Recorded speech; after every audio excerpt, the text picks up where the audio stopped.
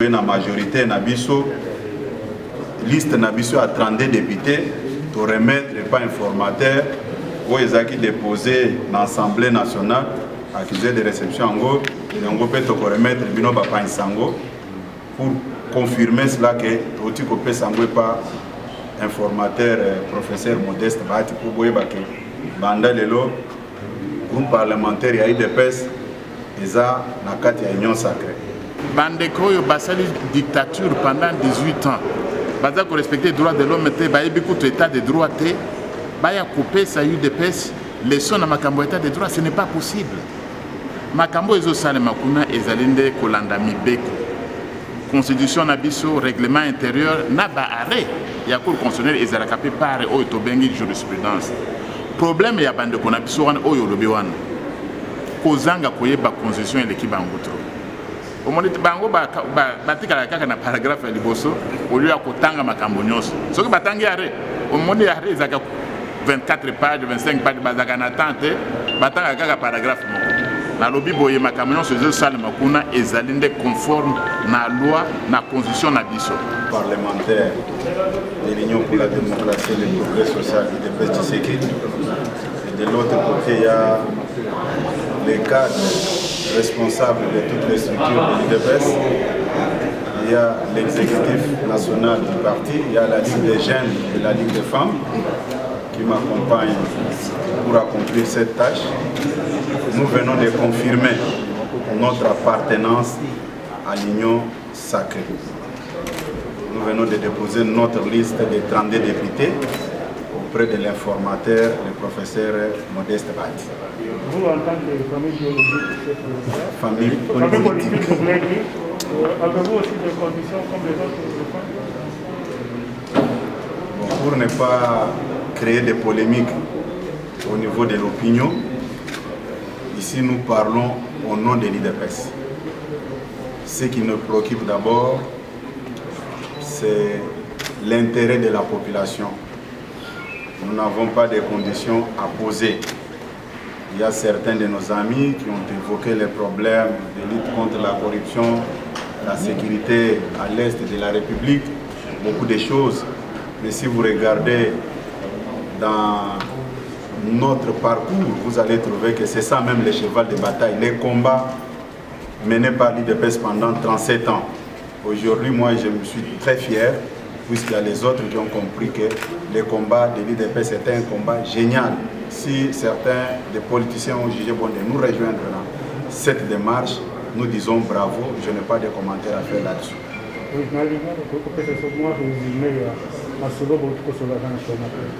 Na lingala na koyebisi oboye comme secrétaire général ya Lingomba o ya IDPS Tshisekedi toyaki pe tokokutana na informateur oyo aza continuer na identifier majorité parlementaire yango bomoni naza entouré, je me suis fait accompagner par notre groupe parlementaire où est dirigé par Molobeli Nabiso, Dr Léon Mubikai, na bandeko nyonso baza yana elongo na côté à Lingomba Nabiso, tozana ba secrétaire généraux adjoint au baza pour accompagner bandeko Léo Bizibu, bandeko Aselo, na Ligue des femmes, na Ligue des jeunes. Tolingi likambo esa le makaka na likolote, tolingi kotia bat nyonso esika moko. Biso to confirmer à la face du monde que to adhérer na makanisi ya kitoko ya mokonzi ya mboka o ya union sacrée nde to na majorité na biso liste na biso à 32 députés to remettre pas informateur o ezaki déposé dans l'Assemblée nationale accusé de réception en go et on peut to remettre bino ba sango pour confirmer cela que oti ko pe sango pas informateur professeur Modeste Bahati pour boyeba que banda lelo groupe parlementaire ya IDPS eza na kati ya union sacrée na kanisi nazo pesa bino pe liste ngo boza nango obogende koyebela makambo na réseaux sociaux. Merci.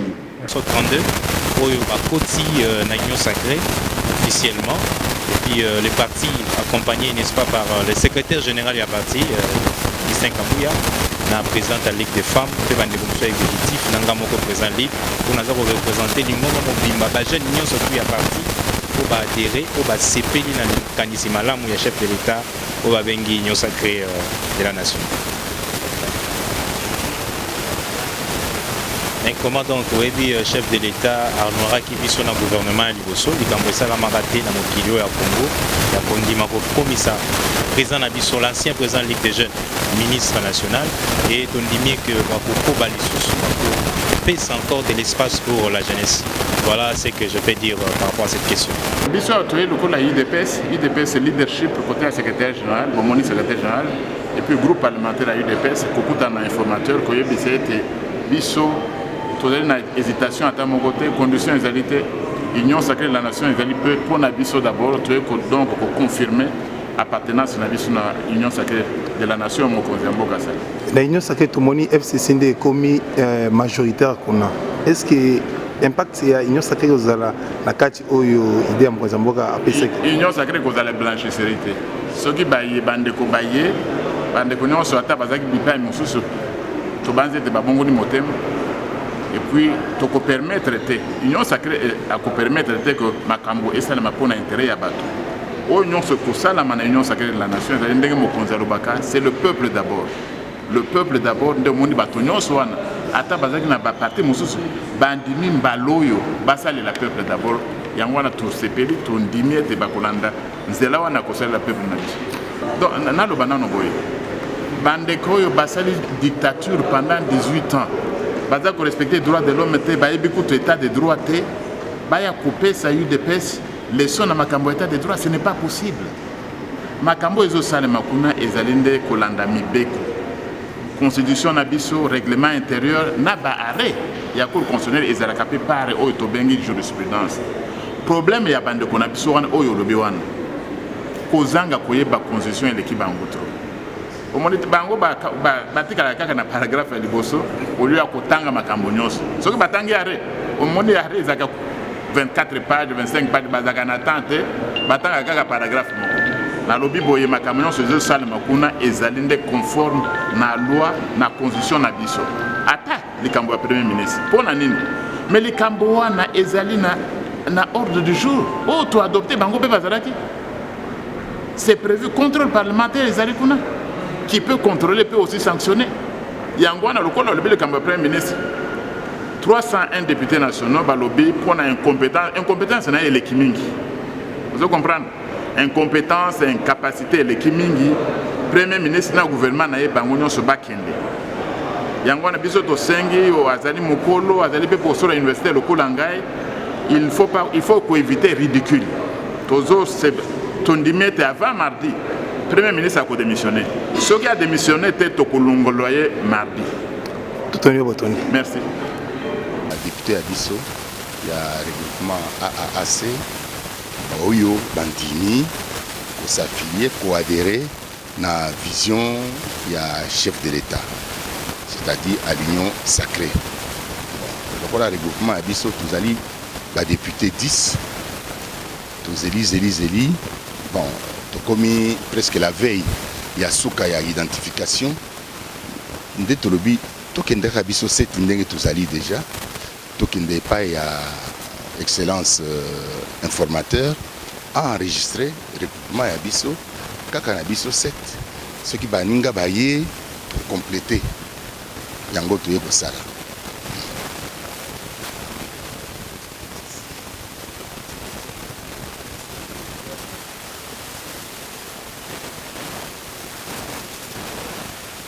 Bakoloba, ekozala ya solo, mais ezali ya solo universel te, eza vérité universelle te. Muntu na muntu aza na kana ye. Mutu lokola ngai nazali premier député ya FCC na bravaka instruction ya plateforme ya biso parce que nakendaki ko assister na prestation de serment ya ba juge ya cour constitutionnelle. Ngai mutu ya liboso nazalaki. Nakendaki en tant que député FCC. Parce que n'a estimé que il n'y a pas de mal. La présence nanga est une présence moko démocratique. pourquoi démocratique, ils ont relevé la non-impérativité à mandat. Base à Sengingai Nakende. Yango Nakendaki. Avant même Makambo Union Sacrée et Bandangai Nakendaki déjà. Et on a parlé du peuple qui a assisté à la cérémonie où il y a prestation de serment à la juge de la Cour constitutionnelle. Et il est comme la deuxième étape. Le président a initié Makambo Union Sacrée, a initié consultation.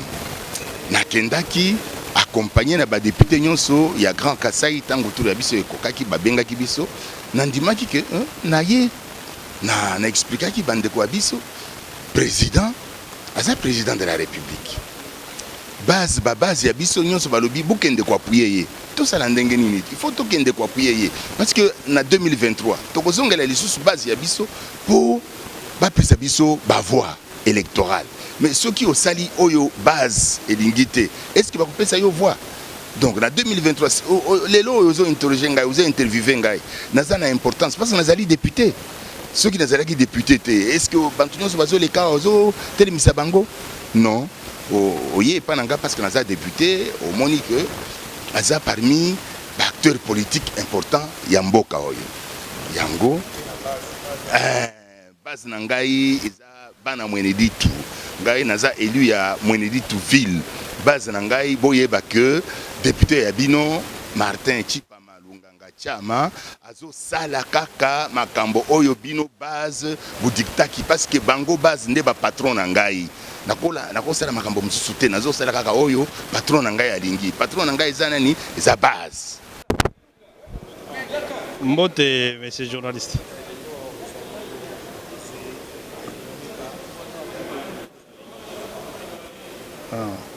Bayambaki biso pour confirmer appartenance na biso na Union Sacrée Nationale. Biso lokola bana AFDC et allié ya professeur Modeste Bahati Lukwebo. Mon côté atikali biso nyonso 41 députés to adhérer na Union Sacrée. Donc pesi kitoko makasi.